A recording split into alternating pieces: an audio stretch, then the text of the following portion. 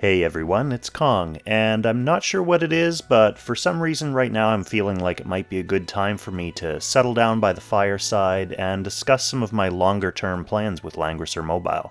So kick up your feet, get comfortable, start roasting some marshmallows, and I'll talk a little bit about my summoning plans from now until, let's say, July or so. One thing you probably already noticed is that I didn't have a summoning video this week with the Rainforce and Sage of the Trees banner. As enticing as Kata made Rainforce sound, I do have Rainforce at...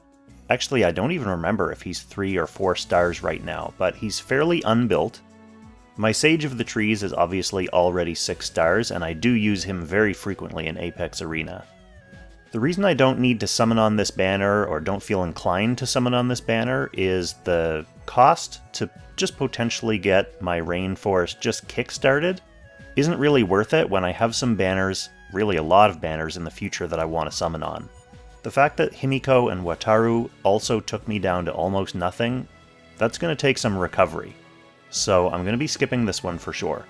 Now, the next few months are kind of scary for me. Like, there are a lot of things that I wanted to summon for, some things that I really want to add to my box, and some things that would have just been a convenience.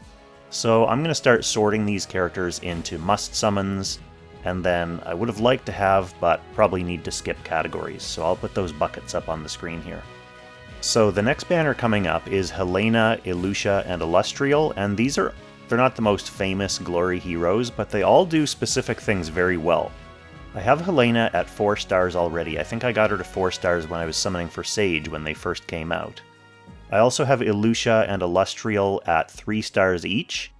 Now, the thing about this banner, this is one that I would have been really happy to just summon for my first SSR, whoever it is, and then move on.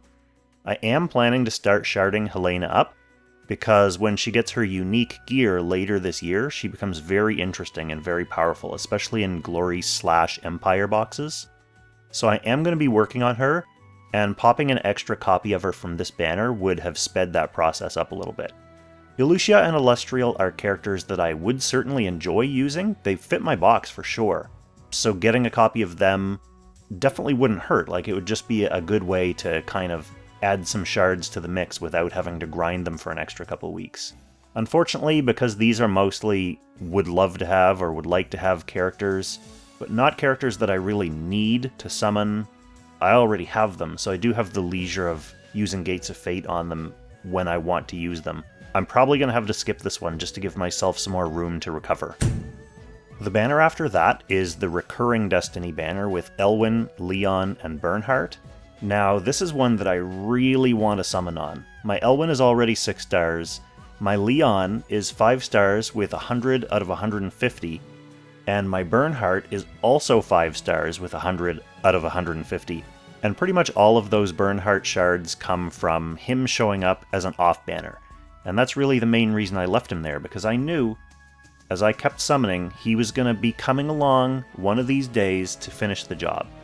So on this banner, if I did summon just for my first SSR, I essentially have an 80% chance to 6-star someone. Either I'll summon Leon and get him to 6 stars, I'll summon Bern and get him to 6 stars, or I'll summon Elwyn and I can exchange his shards for Bernhardt, essentially.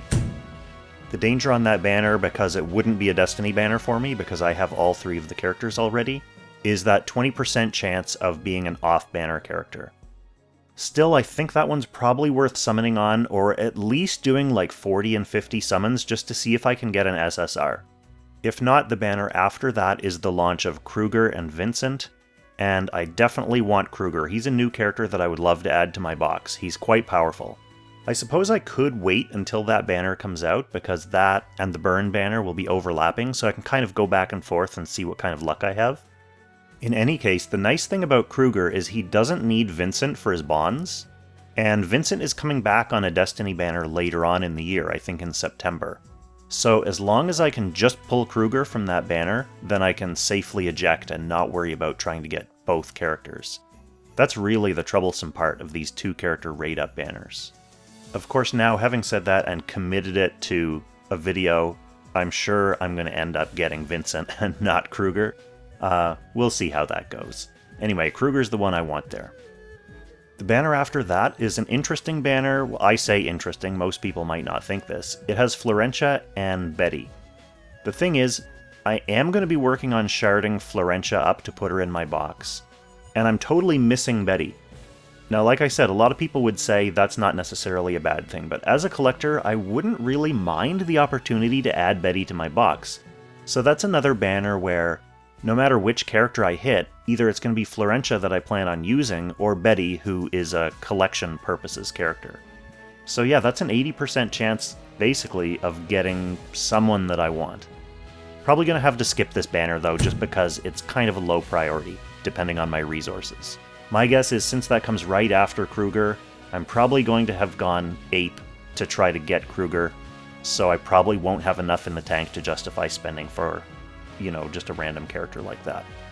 Another reason the Florentia and Betty banner is probably a skip is because the next banner coming up after that one is a particularly troublesome one for me. This is the Destiny banner featuring Angelina, Shilinka, and Tsubame. Now, the reason this one's weird for me is, despite having played for so long and having summoned quite a bit, I'm missing both Shilinka and Tsubame on this banner, so I don't have a guaranteed single character that I know I'm going to get from it with my Destiny summon. I essentially have a 50-50 chance of getting either Shilinka or Tsubame. The reason this annoys me is because I need Tsubame for Florentia's bonds, and I also need Shilinka for Kruger's bonds. So both of those characters I'm missing, I actually need for something. Not to use them in and of themselves, but for bonds for other characters that I actually do want to use. So this one's annoying to me because I actually do want to summon both of those characters, but after I pop my first Destiny summon, then it's really all up in the air. If I get Shilinka first, then I only have a slim chance of getting Tsubame if I go back in, and going back in isn't really that attractive of a prospect because I don't need extra duplicate copies of Shilinka or Angelina, so that's a risky one. The other problem is, at the same time as this Shilinka and Tsubame banner, there's going to be a new gear banner, and this one features some good stuff. There's a pretty good weapon, there's the essentially anti-fixed damage helmet that's really good on Yulia, there's the armor piece that's kind of a combination of Aeolus and Bloodline magic armor. It gives you a 20% damage reduction for both ranged and melee attacks. And there's an accessory that's basically just a Slayer's emblem but for cavalry type enemies. So there's definitely some good stuff on that gear banner as well. I've said it in multiple other videos, gear banners are typically more for the whaley end of the player base, but they also have decent rates. So I might want to pop a couple summons on that just to see what I get if I get something, and then move on. Again, it all depends on how many resources I have. Things start to ease up a little bit at that point. The banner after that is Bozel, Liena, and Luna, which is a recurring banner, and that's a fairly safe skip for me. My Bozel is only 5 stars, my Luna is only 5 stars, and part of the reason I left them like that is because of these recurring banners. I knew I could just pick one off when I have the opportunity, but with so much summoning going on, I don't really feel like this is that opportunity. The banner after that is the new characters Patsir and Toa, and I wouldn't mind Toa. She's a really interesting looking character. She has some neat mechanics. It's not really a top tier, top priority banner in terms of new characters, so that might be one that I choose to skip if my ticket supply is really low, especially given the fact that the week after that is a Clotaire and Wheeler banner, and I still do need a copy of Clotaire for Rosenseal's bonds. I never got a copy of him when they first launched. I really would like to have Rosenseal's bonds finished off because she's a pretty great character, and having that extra healing would be super helpful. The new character banner after that is Emilia, Rosenseal, and Licorice, and that one's a very easy skip for me. But at the same time as that banner, there's yet another new gear banner. Well, it's not new gear, that's the thing. This is an interesting equipment banner because it's kind of like almost an all-star gear banner. Like, each piece is a good select piece for that slot. So it's going to have Mimir's War Axe, which is an excellent and very rare weapon. It's going to have the Doomsday Herald, which is the new Plague Doctor helmet. And it's also going to have Swordsmith Metal and Juglar Plushie, which are both top-tier accessories that I also don't have many of. I have one plushie, which maybe is enough, but it wouldn't hurt to have another one. And of course, Swordsmith Metals, really can't have enough of those. I only have 2, and I definitely need at least 2 more to be comfortable for characters that I use fairly frequently. So that takes us up to the end of June, and I'll probably cover July onwards when we get a bit closer to that point. But as you can see, just from looking at this slice of a couple of months, there's a lot of summoning I need to do. I would love to get Leon or Bern up to 6 stars for virtually free. I definitely want to get a copy of Kruger. I definitely want to knock off either Shalinka or Tsubame from their Destiny banner. Other than that, popping off like a free, cheap copy of Helena or a free, cheap copy of Florentia on their respective banners would really speed up my Gates of Fate schedule, so those are kind of the next in line for priorities. And then as far as low priorities, pulling Toa just out of interest. Oh, I should have mentioned Clotaire in my higher priority list. So you can see that the summoning really doesn't stop. And then in July, there's a lot of really interesting stuff coming up too. So it's not like summoning slows down after the summer either. So yeah, I feel like my voucher and crystal supply is really on the ropes. If we have good luck on a lot of these high priority banners, then maybe I'll feel a little bit more comfortable and loose doing a little bit of medium to low priority summoning, but we'll have to see how that goes. I've got my fingers crossed permanently, for the next 6 months, so that's where I am. Let me know in the comments what is on the upcoming schedule that you're most excited about. Are you summoning banner after banner after banner, or are you hoarding up for a particular character that looks really interesting for you?